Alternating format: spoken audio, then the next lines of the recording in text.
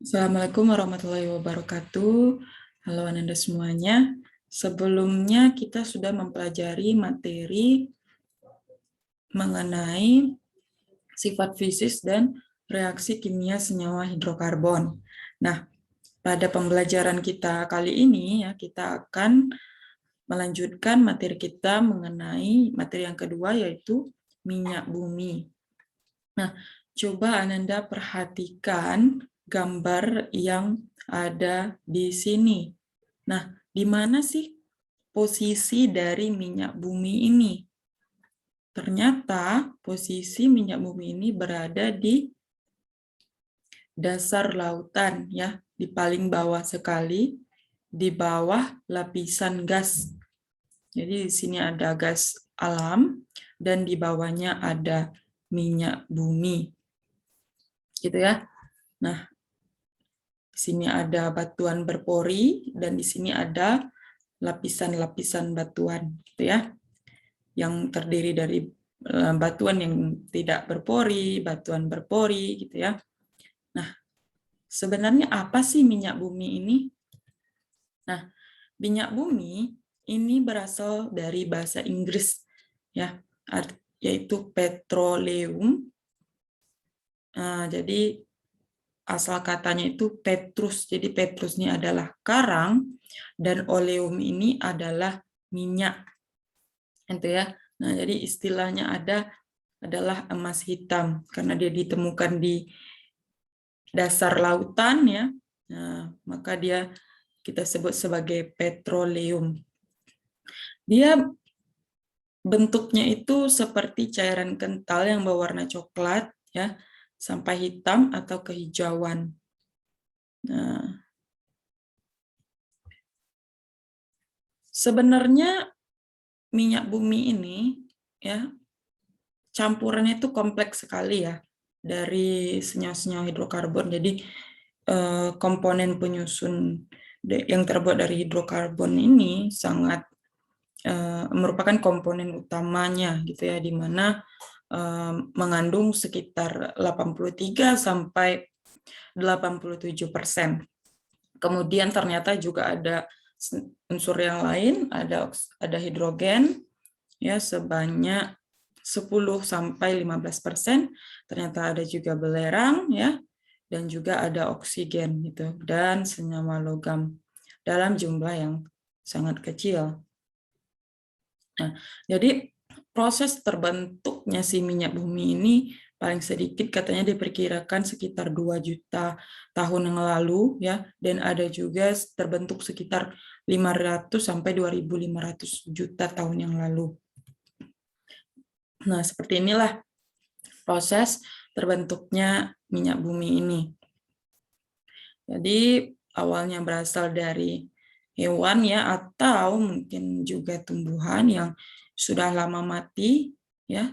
Kemudian dia berubah menjadi jasad renik ya. Jasad renik di mana ini tertimbun di bawah endapan lumpur ya. Kemudian ternyata ya ketika hujan endapan lumpur ini yang sudah bercampur dengan jasad renik ini dihanyutkan oleh arus sungai menuju lautan. Kemudian ketika hanyut tersebut ini juga membawa bahan organik lainnya dari daratan ya, sehingga mengendaplah di dasar lautan. Nah, kemudian ya ketika fosil kita sudah karena sisa-sisa makhluk hidup yang sudah mati yang berupa jasad renik yang sudah lama bahkan butuh waktu ratusan hingga ribuan tahun ini kita sebut sebagai fosil ya. Kemudian terbentuklah lapisan batuan dan fosil makhluk yang sudah mati tadi ya, dan masuk ke dalam perut bumi. Nah, kemudian fosil ini dia berubah menjadi ketika dia sudah masuk ke dalam perut bumi, ya, dia akan berubah menjadi minyak bumi. Nah, di dalam prosesnya ini, ya, fosil ini dia masuk di dalam proses di sini itu dia masuk ke dalam celah-celah lapisan bumi yang bersuhu dan bertekanan tinggi, ya. Kemudian akibat pengaruh waktu, temperatur tinggi dan tekanan beban lapisan batuan di atasnya menyebabkan fosil tadi itu mengalami proses penguraian berupa perubahan kimia menjadi suatu bentuk gelembung atau bintik-bintik, ya, yang mana itu adalah si minyak bumi itu, ya. Kemudian kita lanjut. Nah, ini nomor 2, komponen utama penyusun dari minyak bumi. Ternyata komponen utamanya ini ada terbagi 4 bagian. Ini yang pertama, senyawa hidrokarbon alifatik rantai lurus, ya.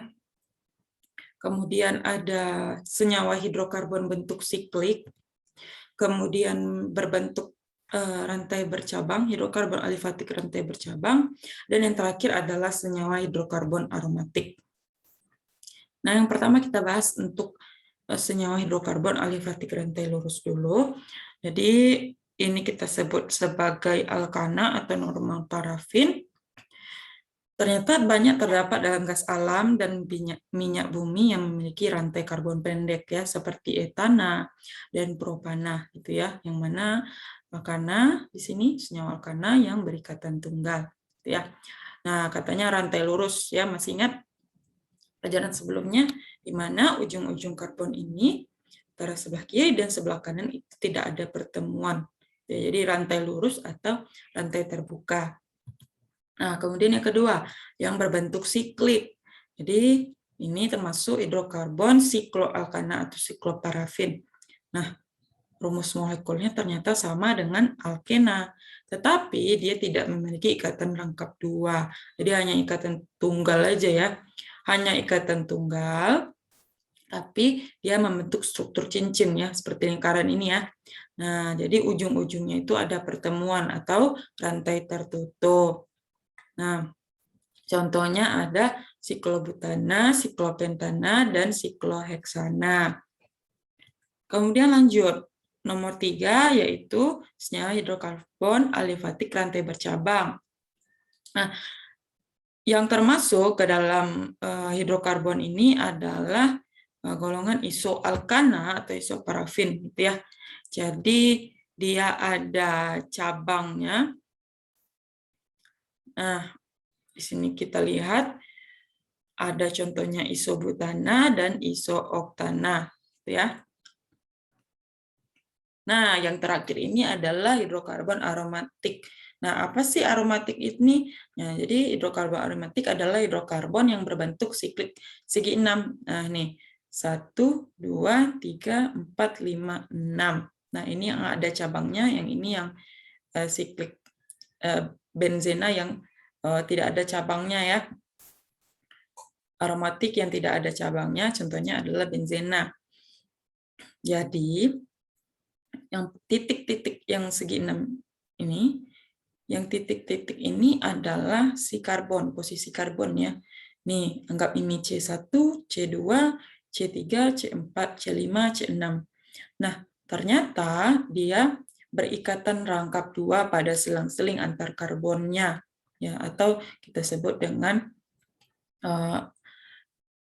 alkena, gitu ya. Ini tergolong alkena, tapi ikatan rangkap 2-nya itu selang-seling. Jadi ini antara C1 dan C2 ini tidak ada ikatan rangkap nih, hanya tunggal aja satu garis. Kemudian antara C2 dan C3 ternyata ada 2 garis. Nah, ini ikatan rangkap 2-nya nih. Nah, Antara C3 dan C4 ini tidak ada, kemudian C4, C5 ada lagi, dan di sini berarti ada 3 ya ikatan rangkapnya, tapi berselang-seling. Nah, itulah aromatik, gitu ya. Nah, ternyata dia hidrokarbon aromatik ini terdapat dalam minyak bumi yang memiliki jumlah atom C besar. Gitu. Ini contohnya ada benzena dan toluena. Toluena ada 1 cabang metil di sini ya. Nah, itulah materi mengenai ya komponen penyusun minyak bumi dan proses pembentukan minyak bumi. Sekian, terima kasih. Assalamualaikum warahmatullahi wabarakatuh.